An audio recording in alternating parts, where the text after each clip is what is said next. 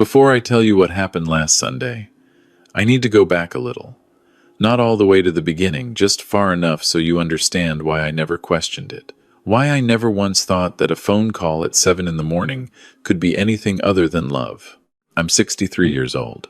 I retired from 28 years with the Oregon Department of Transportation 2 years ago, and I've been living alone in the same house in Medford since my wife, Carol, passed away from a stroke 4 years back.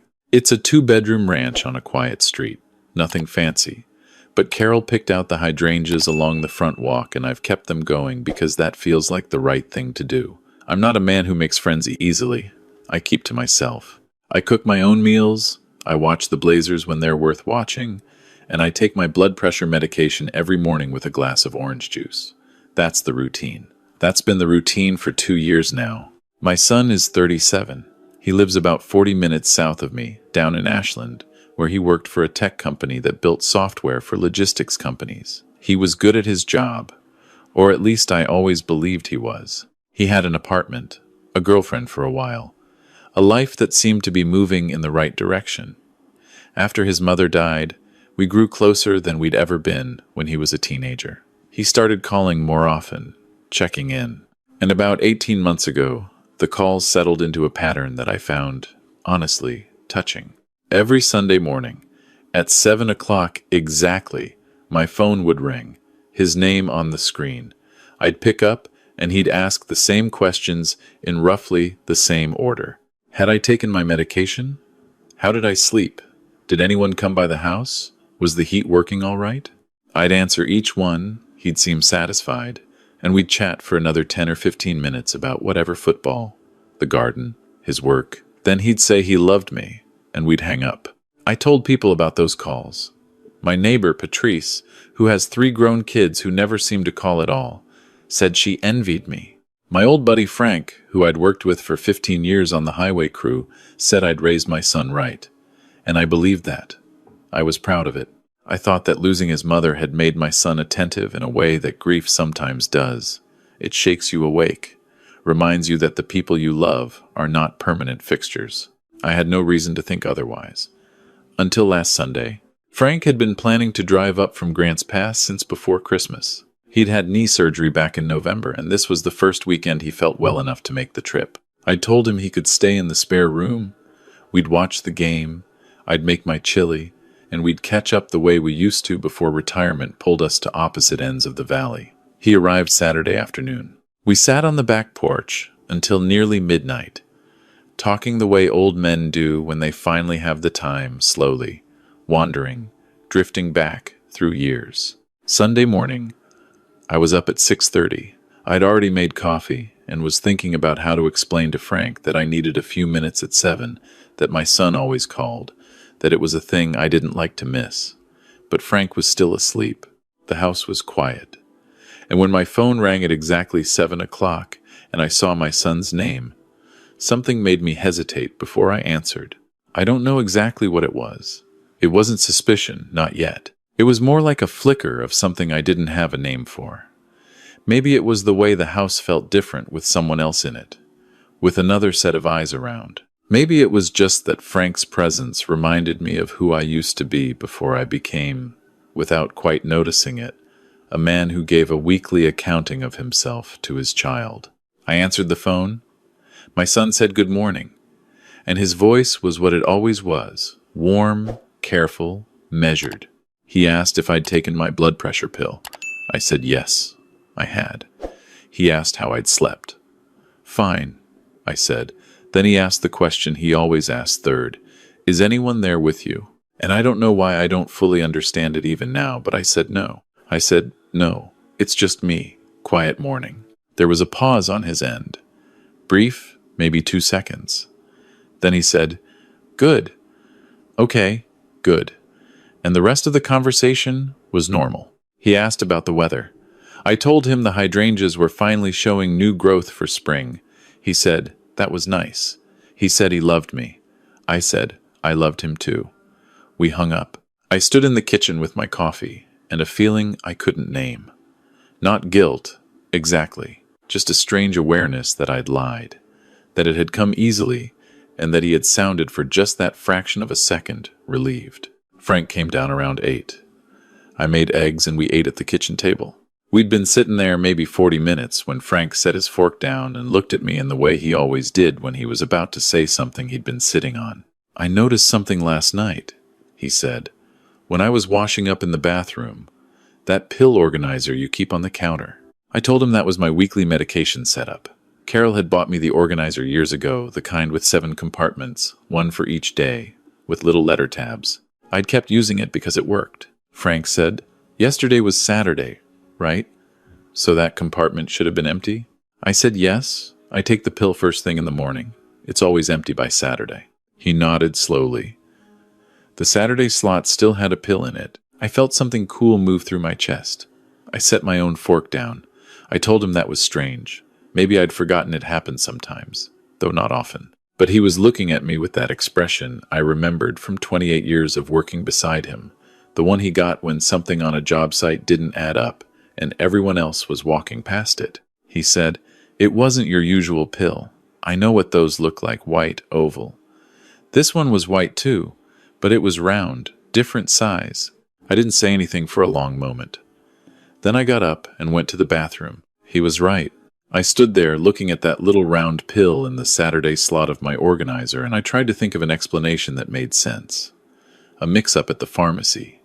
A pill that had rolled in from somewhere. But the organizer sat in the same spot on the same bathroom counter, and nobody came into my house except for me. And my son, when he visited. My son visited every 2 or 3 weeks. He would always spend a little time in the house before we went anywhere. He'd use the bathroom. He'd get a glass of water from the kitchen. He'd sometimes go look at the thermostat in the hallway, which he said I always kept too low. At the time, I'd found this endearing. He was looking after the place, looking after me. I picked up the pill and held it in my palm. Frank stood in the bathroom doorway, and neither of us said what we were both thinking. I called my pharmacist that afternoon. She was not on duty, but her colleague, a young man who sounded patient and kind, listened while I described the pill, the shape, the size, the white coating, the faint line scored across the middle. He put me on hold for 2 minutes. When he came back, he told me it sounded like it could be a diuretic, a water pill, the kind that, taken on top of a blood pressure medication without proper supervision, could cause significant drops in blood pressure, dizziness, confusion. In older patients, he said carefully, it could cause falls. It could, in certain circumstances, look like the early signs of cognitive decline. I sat down on the edge of my bed when he said that. I sat there for a long time. Frank found me there. He sat down next to me without saying anything at first. Then he asked me, quietly, what I wanted to do. What I wanted to do was find an explanation that wasn't the one forming in the back of my mind like something dark rising through water. I wanted to believe there had been a mistake, that this was a coincidence, that my son, the boy who called every Sunday at 7 o'clock to ask if I'd slept well, had not been standing in my bathroom replacing my medication. But I also thought about the calls, the questions, always in the same order.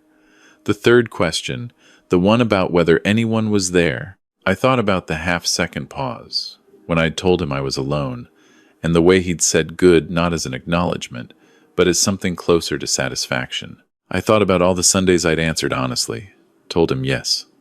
I was alone. No one had been by. All the Sundays he'd known exactly what he was working with. Last Sunday, I had not been alone. I had lied. And because I had lied, nothing had happened. Frank slept in the spare room again that night. I didn't.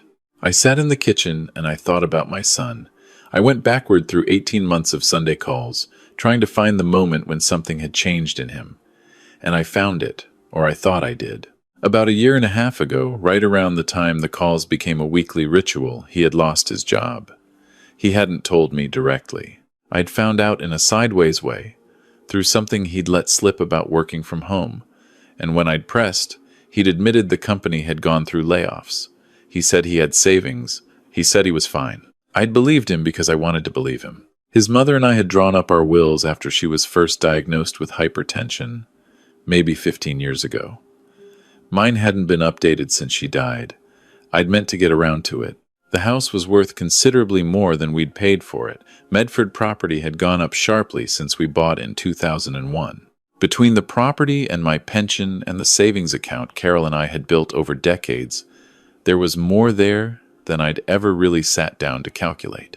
I hadn't thought of any of this as something anyone would want to harm me for. It was just our life, the ordinary accumulation of a working life. But I thought about it now, in the kitchen at 2 in the morning, and it felt different. It felt like something someone might look at from the outside and see as a way out. Monday morning, I called my doctor's office when they opened and asked to speak with my physician. I explained what I had found. I explained what the pharmacist had told me. My doctor asked me to come in that afternoon and bring all of my current medications, the pill from the organizer included. She was a thorough woman, direct and unruffled, and she examined everything without visible alarm. She sent the round pill to a testing lab. She ran my blood work, which she said I should have been doing more regularly anyway. The results she had immediately were not reassuring.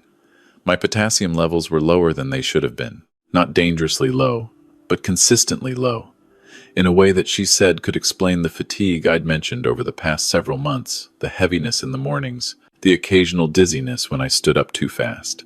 I had mentioned these things to her at a checkup in October. She had chalked it up to age and the adjustment of retirement.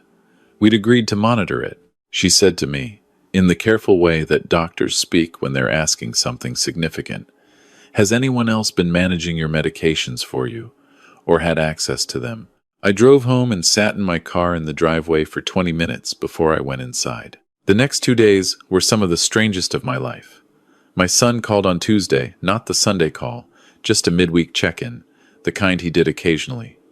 I answered. I was sitting at the kitchen table with a cup of coffee that was going cold, and I looked out at the hydrangeas while he talked. He sounded normal. He asked how I was feeling. I said fine.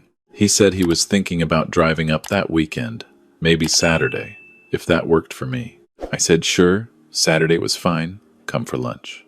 When I hung up, I called Frank. Frank asked me if I'd thought about going to the police. I told him I had. I told him I'd thought about almost nothing else for 3 days. But I also told him that I was 63 years old and that the person I was considering calling the police about was my son, the only child Carol and I had raised, the boy who, at 10 years old, had cried harder than either of us at the vet's office when we had to put down our dog. The young man who had stood at his mother's grave and held my hand without saying a word because there was nothing to say. Frank said, I know, but that doesn't change what's in your bathroom. I knew he was right. I also knew that I needed to understand more before I did anything. I needed to understand how far this had gone, how long, whether I was seeing something clearly or constructing a terrible story out of fragments that didn't fit together the way I was fitting them. Saturday, my son arrived at 11:45. He came through the front door the way he always did, with his jacket half unzipped, looking slightly rushed, the way he'd looked since he was a teenager and could never quite manage to be fully on time. He hugged me in the entryway and asked how I was feeling. Good, I said. Really good, actually. I had set things up carefully. I'd removed my pill organizer from the bathroom and replaced it with an identical one I'd bought the day before, stocked only with my correct prescribed medication, verified. I'd also, on Frank's suggestion, bought a small camera, the kind people use for watching pets, and placed it inside the bedroom closet, angled toward the hallway through the partially open door. I want to be clear. I am not a suspicious man by nature. Setting up a camera in my own house made me feel ill. But Frank had driven up on Thursday just to help me do it right, and I had let him, because I understood that my need to believe the best about my son could not be allowed to override what I had found in that pill organizer. We had lunch. I made sandwiches. We sat at the kitchen table, and I watched my son's face across the table and tried to see something in it that would tell me I was wrong. He looked tired. He'd always had that look since losing his job, a tightness around the eyes, a quality of sustained tension. He talked about the drive up, about the weather, about a podcast he'd been listening to. He ate his sandwich and drank his coffee and didn't seem like anything other than what he had always been, a tired man in his 30s trying to hold things together. After lunch, he asked if he could use the bathroom. Of course, I said. He was in there for almost 9 minutes.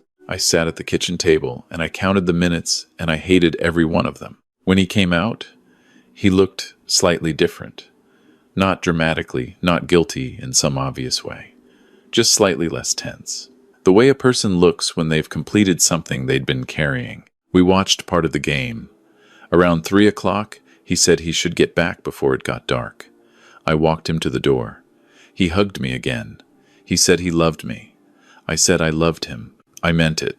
That was the hardest part. I meant it completely. I watched his car back out of the driveway and disappear down the street, and then I went inside and locked the door and sat down on the couch and didn't move for a long time. The camera footage was clear enough. I watched it on my laptop that evening with Frank on the phone, talking me through it, because I had called him as soon as my son's car was gone and I hadn't wanted to watch it alone. In the footage, my son went into the bathroom and closed the door.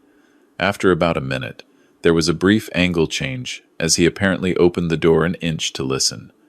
Then the door closed again. Then the footage picked him up coming out of the bathroom 2 minutes later, pausing in the hallway, looking toward the living room, and going back in. He was in the bathroom for almost 5 minutes of the 9.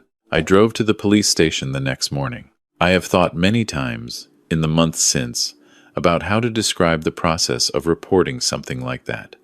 There is no clean way to do it. You sit across from a detective, and you tell him that you believe your son has been substituting your medication.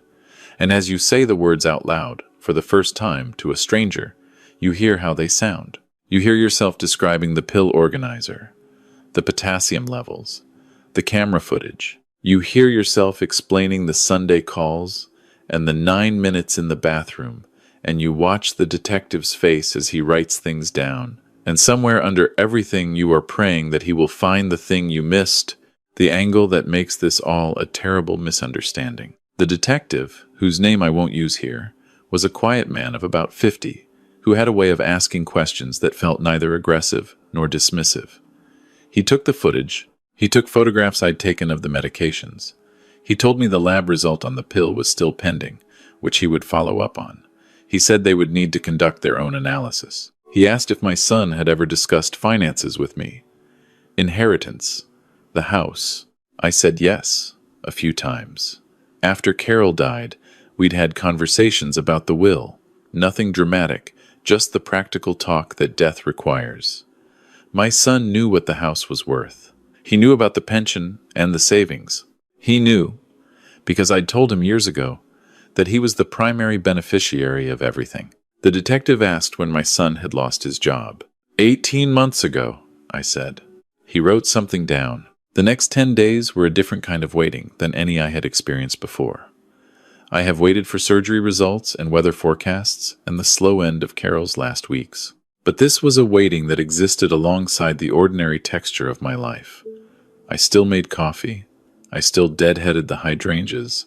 I still picked up the phone on Sunday morning when it rang at 7. I answered my son's questions in the same order I always had. I told him I'd taken my medication. I told him I'd slept well. And when he asked if anyone was there with me, I said no, just me. Quiet morning. He said good. He said okay, good. And I sat with that word in my chest like a stone. The detective called me on a Thursday afternoon, 11 days after I'd come into the station. The lab had confirmed the identity of the pill. It was, as the pharmacist had suspected, a diuretic not prescribed to me, not appropriate in combination with my existing medication. The detective told me, in careful language, that his department had begun looking into my son's financial situation. What he found, he relayed with a kind of deliberate neutrality. My son's savings were nearly depleted. He owed back rent on his Ashland apartment. He'd taken out a personal loan 8 months ago. There were credit card balances that had been growing since he lost his job. And 3 months ago, the detective paused before this part. The way people pause before the thing that changes the shape of everything. My son had inquired with an insurance agency about adding a life insurance policy for a parent. He had not yet completed the process, but the inquiry was documented. I thanked the detective, and I set the phone down on my kitchen counter, and I looked out through the window above the sink at the hydrangeas, and I thought about my wife. I thought about how she used to say that our son worried too much, that he carried things he didn't need to carry, that she could see it in him even when he was small. This need to control outcomes, to manage every variable before they could catch him by surprise. She said it with love. She said it the way you name something in a child, not to diminish them but to see them clearly. I thought about whether she would have seen this coming, and I thought, probably, somewhere in the back of her, she might have been afraid of it. 2 days later, my son was brought in for questioning. I was not there. The detective had advised me to stay home, and I did. I sat in the kitchen and I waited. What I learned in the days and weeks that followed came in pieces. Some from the detective, some from my son's court-appointed attorney, who was kind enough to speak with me briefly. Some from my son himself, eventually, in conversations I am still not sure I was ready to have, but had anyway. My son had, over the course of roughly 14 months, been substituting my blood pressure medication with a diuretic that he had obtained without a prescription through a contact he'd made online. Not on every visit irregularly, in the kind of pattern that would be difficult to detect without specific testing. The goal, as best I understand it now, was not immediate. He was not trying to kill me quickly. He was trying, in a slow and methodical way, to make me appear to be declining. Forgetfulness, fatigue, dizziness. The kind of symptoms that an older man living alone might accumulate until someone, perhaps his son, the son who called every Sunday, the son who was so attentive, might need to step in, to manage things, to take over the finances, the house, the accounts. When I first heard this laid out plainly, I could not connect it to the person I knew. The logic of it was so foreign to the man I had raised that I kept looking for where the story broke down. But the story didn't break down. It had happened. What came next, what changed the shape of the story in a way I had not anticipated, was the evaluation. At the recommendation of his attorney, and with the agreement of the court, my son underwent a full psychiatric evaluation. The psychologist's report, which was eventually shared with the family as part of the legal process, described something that I had not known was there, or had not known well enough to name. My son had been experiencing what the report called a paranoid anxiety disorder with obsessive features, which had worsened significantly following the loss of his job. He had developed, over the course of roughly 2 years, an elaborate set of fixed beliefs that I was being manipulated by people around me, that I was in danger of making decisions that would leave him with nothing, that someone, a neighbor, a friend, eventually a woman he believed I was seeing, though I was not, was going to take what was ours. The Sunday calls had begun as genuine concern and had become, without my seeing it, a monitoring system. He was checking, every week, whether the threat he imagined had advanced, whether I was still alone, whether things were still as he believed they needed to be. The psychologist noted that my son did not believe he was doing anything wrong. In his understanding of events, he was protecting his father from exploitation. He was ensuring that I would be cared for by him, under his oversight, in the way that he had decided was correct. The fact that the method he had chosen was harming me was not something that had registered within the framework of his thinking. The fear had become so total that it had reorganized everything else around it. I read that report 3 times. I don't say that to seem thorough. I say it because the first 2 times, I was reading it the way you read something you're hoping will resolve into something else, hoping the words will rearrange themselves into a different conclusion. The 3rd time, I read it the way you read something that is true. My son was sick. He had been sick for longer than either of us had known, and the sickness had grown in the dark, in the space between Sunday phone calls and quiet weeks, in the gap between what he was experiencing inside and what he was able to say out loud. The legal process is something I won't walk through in detail, partly because it's still ongoing in some respects, and partly because it isn't the heart of what I want to tell you. What I will say is that my son received a diagnosis, and that the diagnosis changed what happened to him in a way that felt, to me, like the only outcome I could live with. He was not placed in a prison. He was placed in a treatment program. He has been receiving medication and weekly therapy for several months now. I speak with him on the phone occasionally. The conversations are short and careful in a way that is nothing like the easy calls we used to have. There is damage between us that I don't know how to calculate. There are things I trusted that I cannot simply trust again, at least not yet. And I don't think honesty requires me to pretend otherwise. But I also know this. When my son asked me, every Sunday morning, how I was sleeping, part of that was real. When he stood at his mother's grave and held my hand, that was entirely real.